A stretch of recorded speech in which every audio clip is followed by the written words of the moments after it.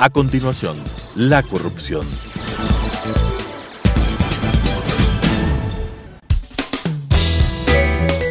Clasificación B, bajo supervisión de un adulto. Son de exclusiva responsabilidad de sus autores y de quienes intervienen en ellos.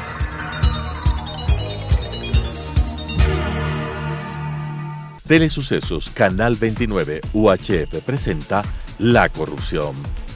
La corrupción es una asociación para delinquir entre corruptor y corruptos.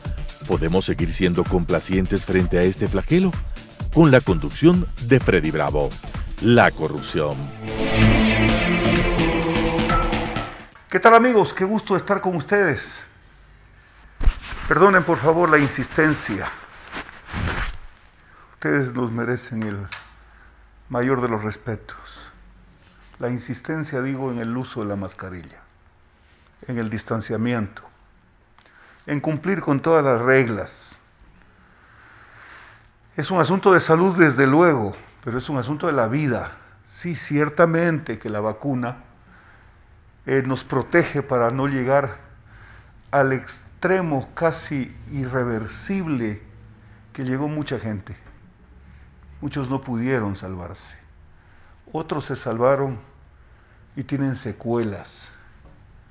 Usemos la mascarilla. Usemos la mascarilla. Eso nos va a proteger. Y todas las instrucciones y los hábitos que nos han inculcado nuestros héroes y líderes de la salud.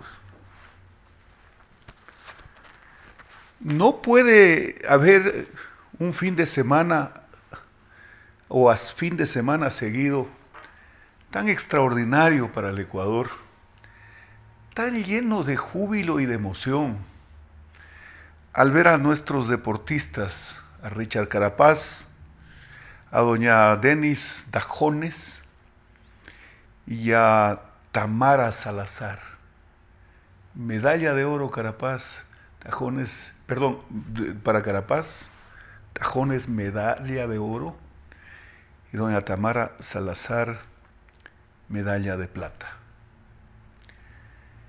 Yo no creo exagerar, especialmente el día domingo último. Yo no me di cuenta, realmente no me di cuenta. Estaba a la expectativa de la noticia, a la expectativa. Y el momento que recibía la medalla de oro, esta deportista excepcional como todas ellas, y todos los participantes, por supuesto, yo no me había dado cuenta y me puse de pies para escuchar el himno nacional. Qué cosa más agradable. Yo no creo que perdieron el tiempo nuestros mayores y nuestros maestros cuando nos inculcaron el amor a los símbolos patrios. Y ustedes, amigas y amigos, deben haberlo vivido cuando a sus hijos o a sus nietos llevan a los primeros o en los primeros pasos por una institución educativa y los maestros les hablan de el himno nacional, les inculcan como un símbolo de la patria, con la pedagogía adecuada. Y cuando regresan esas criaturas, regresan medio como con cierta actitud de grandeza. Y perdonen que les hable de este tema, pero es que la emoción de nuestros medallistas olímpicos hizo que el himno nacional y la bandera del Ecuador flameen en más alto nivel. Ahí, en el podio, donde se paran los inmortales, gente que tiene derecho a la perennidad. Y yo diría que además la madurez de ellos al referirse a su preparación, a su trato con entrenadores, incluso algunos problemas que se han dado, los hace mucho más merecedores de un triunfo a aplaudir sin parar. ¡Qué extraordinario triunfo! Quiero referirme a algo que leí en uno de los diarios y ustedes me van a permitir que lea, porque casi no tengo nada que decir. Suscribo, por supuesto, esto que dice doña Susana Cordero de Espinosa, del amigo del alma, así lo titula.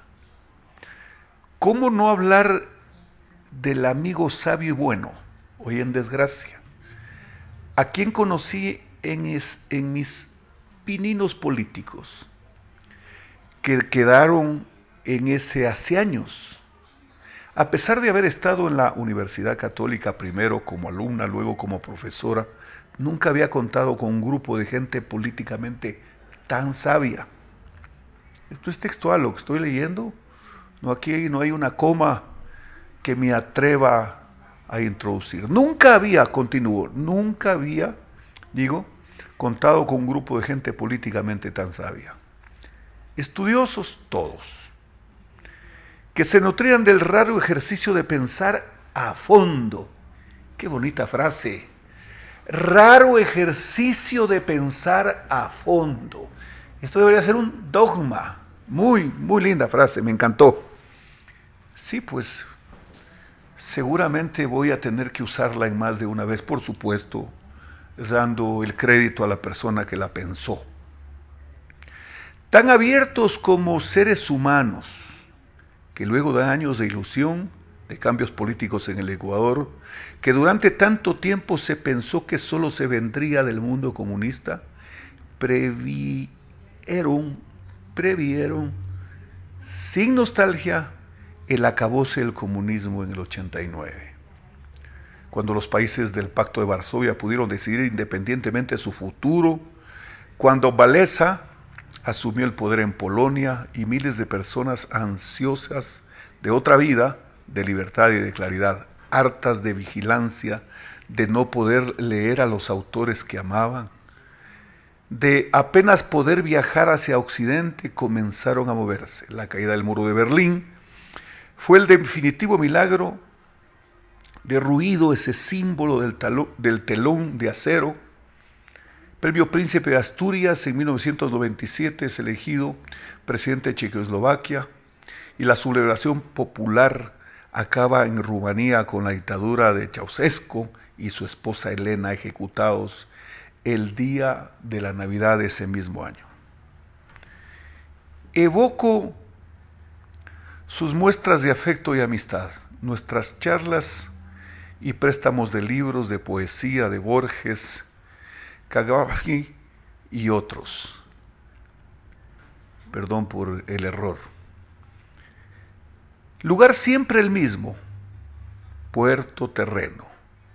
Y no hay barco que te arranque a ti mismo, de Neruda, de quien a pesar de su adscripción al Partido Comunista de Chile, hablábamos menos, sabíamos que era egoísta, belicoso, resentido, implacable con sus rivales, que en París pudo haber ayudado a vivir a nuestro amado César Vallejo, que literalmente moría de hambre, pero lo cuenta Juan Larrea, uno de sus mayores intérpretes. Neruda impidió que se le confiara a César Vallejo un trabajo retribuido que le correspondía y que quizá lo hubiera salvado. En las reuniones políticas oíamos análisis críticos a veces tan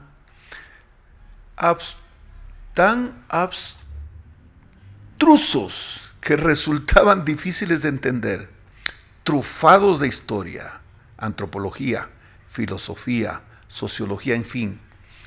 Aunque llenos de respeto por el conocimiento y desconocimiento de los demás, entonces lo conocí y lo admiré. Y conocí a Soledad y a su hija. Y empezó entre nosotros una amistad en honor a la cual hablo hoy, dice la autora de esta nota periodística, esta columna. Como contralor hizo cuanto pudo para descubrir las estafas de tantos sinvergüenzas, empezando por Polit, hoy huido. Y lo nombró y apoyó al querido inolvidable, y lo nombró y apoyó el querido inolvidable Julio César Trujillo. No cabía duda de su valor. Cabe ahora, no mientras no se pruebe la culpabilidad. León Roldós, hombre íntegro, se pregunta, ¿tan caretucos será? Y dice, de mi experiencia las resoluciones de la Contraloría solo serán cumplidos procesos en el caso de no límite que consta en los respectivos procesos. Querida señora fiscal, creemos en usted, pero también creemos, mientras no se pruebe lo contrario, en la inocencia del incomparable amigo, del hombre de bien, bueno, sabio, Pablo. Se refiere al contralor Pablo Celi. Perdonen ustedes porque más de un error en la lectura cometí. Pero trato de leerla medio, quién sabe si contagiándome de quien lo escribe y en su ánimo, porque lo conoce. No tengo nada más que decir sobre ese tema y sobre esto que, si de ser posible, lo suscribo. Es decir, lo hago mío. Perdonen por favor si es una petulante, pero deseo sí de ser parte de esto que realmente hasta me ha conmovido. Me voy a referir unos pocos minutos a la comparecencia. Lo hice ya en el programa anterior, pero quedado en algunos detalles. Detalles que incluso recojo de lo que en algunos textos en redes he visto. Hubo uno que me sorprendió porque dice, el excontralor Pablo Celi parece que no se daba cuenta que estaba preso. ¿Qué entiendo yo en ese texto? Que estaba con solvencia y aplomo frente, ¿qué pueden ser detractores? No, ellos cumplen órdenes. Ellos cumplen órdenes. Los que pretendían ser detractores. Las preguntas del tal Cuero. O sea, no existe pequeñez que pueda ser comparable. Usted es sociólogo. Le insisto, señor, usted es sociólogo. ¿Qué tenía que ver con el tema? ¿Qué quería desdibujar su imagen o su calidad profesional respecto de su pretensión absurda de la de él y la de su colega Lloret? ¿Qué? O sea, usted no está apto para ese cargo, pero tuvo el funcionario, y digo funcionario porque cumplió esas funciones en la Contraloría, tuvo que un poco recitarle su vastísimo conocimiento y preparación académica. Pero hay algo que es bien importante. El presidente de la comisión, Fernando Villavicencio, dijo y reiteró ese día que la señora fiscal acudió a la comisión. Yo no recuerdo, excepto un caso, el de 3 jueces de la Corte Suprema de Justicia, encabezados por el señor doctor Macías Hurtado, el señor doctor Jorge Fantoni y el señor doctor Bermúdez Arturo Manavita, por más señas. Por un tema del Seguro Social fueron a un juicio político. Pero no recuerdo, es decir, por un fallo. Pero no recuerdo que, por ejemplo, en esa época que estaba en vigencia el Código de Procedimiento Penal de 1983, había llevado un juez porque los jueces procesaban y manejaban la etapa investigativa en lo que se llamaba el sumario. Entonces, no recuerdo, pero hoy dijo el presidente de la comisión, ha venido aquí, nos dijo tal cosa. ¿Qué tiene que ver lo que dice una autoridad jurisdiccional? En este caso, la titular de la investigación. ¿Qué tiene que ver con el juicio político? No tiene que ver nada. ¿Saben por qué? Porque es obvio que no es parte del proceso político. Porque yo no creo que ninguno de los legisladores, por más que sean como son, pudieron haber sacado una copia de una pieza procesal para enjuiciar políticamente al excontralor. No, pues. Pero eso sí, en la comparecencia, solo de eso hablaron. Solo de eso. Es que está preso el señor, que están aquí los... algún organismo de la policía. Es decir, una cosa, se me ocurre un término, casi con un reparto de relleno, pero de relleno de ese que casi no existe en el reparto propiamente dicho. ¿Qué sentido tiene? Y claro, cuando el señor Lloret intentó referirse a la ilegitimidad y se refiere al contralor, ¿y cómo es pues que lo enjuicia políticamente como contralor si dice que no es legítimo? ¿En qué quedamos? Quería solo terminar diciendo esto relacionado con mi comentario de la semana anterior. Y por supuesto, seguramente en el transcurso de los días, porque es un tema que está en desarrollo, estaremos atentos para una que otra opinión, pese a que he visto muchas, como por ejemplo la del periodista Martín Pallares, que dice, no sé si voy a cometer algún error en palabras más, palabras menos.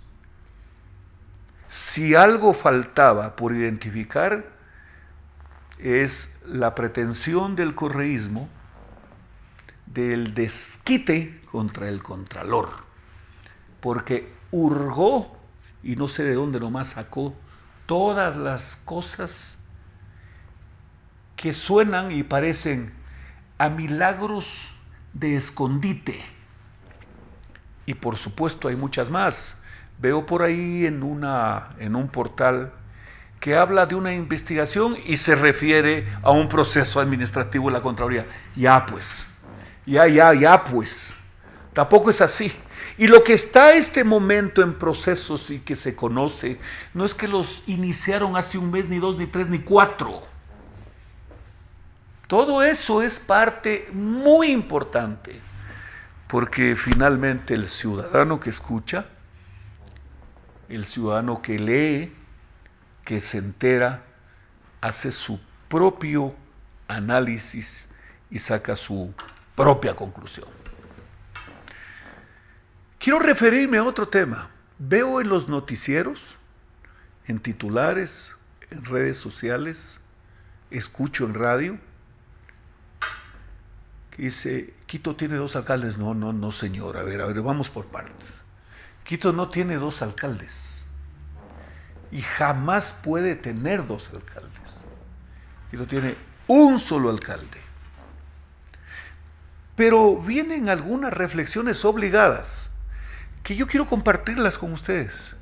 No voy a hacer un juicio de qué es lo que debían haber hecho los jueces. Dice el COTAD que cuando se trate de la remoción de un alcalde,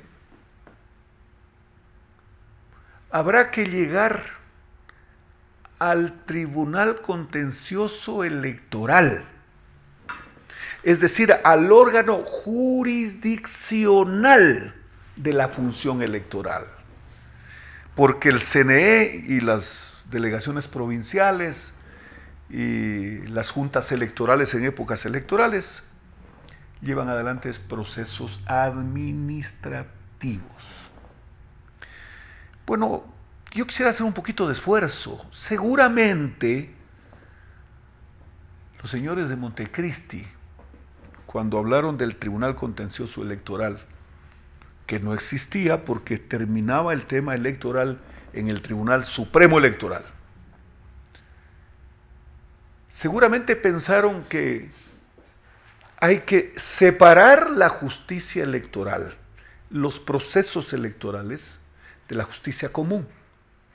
Si ese fue el objeto, como para definir textos constitucionales, ¿no? Y luego las leyes se refieren también al Código de la Democracia, en este caso el COTAD, que establece como última y definitiva, y ahí sí, instancia en sede constitucional. Sí, pues. Entonces, hay un solo alcalde, no hay dos. El Tribunal Contencioso Electoral resolvió que el proceso de remoción del alcalde se había llevado de acuerdo a la ley. Punto, no hay más que hablar sobre el tema. La pregunta es la siguiente. En paralelo había una acción de protección que tiene algunas observaciones ya en trámite del Consejo de la Judicatura por denuncias que se han hecho respecto del sorteo.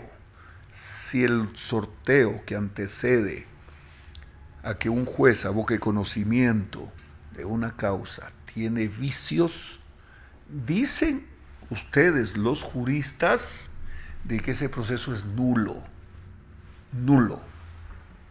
Muchos dicen que esperaban que se pronuncie en ese sentido la Corte Provincial. No ha ocurrido eso.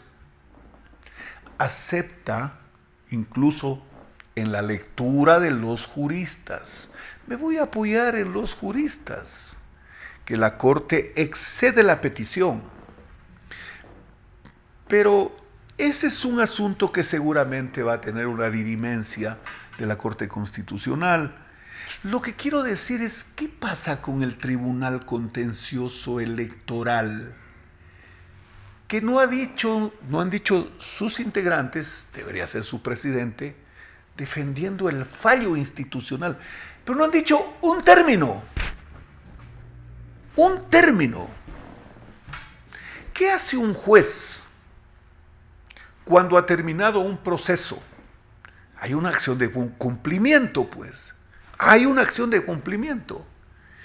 Y muchas acciones de cumplimiento, incluso para varias decisiones que se toman, están asistidas de la fuerza pública.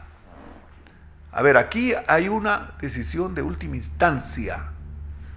Señor comandante o como se llame, le ruego por favor ordenar que un pelotón o como se llame esté atento al cumplimiento de mi fallo. ¿Qué dice el Tribunal Contencioso Electoral?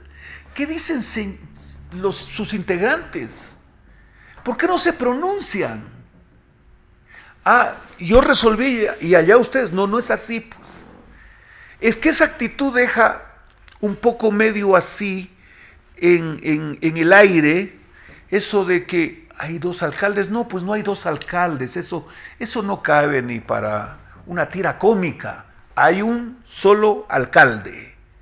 Hay un solo alcalde. Hay un fallo contencioso electoral definitivo. No, hay una acción de protección. Sí, a ver. Pero ¿qué es lo que ocurrió hace pocas horas? El señor Yunda acudió al municipio antes de que se ejecutaría ese fallo judicial. Antes de que se ejecutaría. Solo se me ocurre una cosa. Parecería que el señor Yunda tiene una estrategia que tiene que ver con su propósito de futuro en la justicia internacional. Y todo esto como que apunta allá. Porque va a ser, yo pensaría, difícil y casi irreversible y no encuentro la forma cómo puedan terminar con el fallo del Tribunal Contencioso Electoral, que sus autores y responsables no han dicho un término. ¿Por qué? ¿No pueden? ¿No deben? Bueno, lo que sea, díganlo. Señoras y señores, qué gusto haber estado con ustedes. Nos vemos la próxima semana. Las opiniones vertidas en este espacio por la producción y dirección del programa son de exclusiva responsabilidad de sus autores y de quienes intervienen en ellos.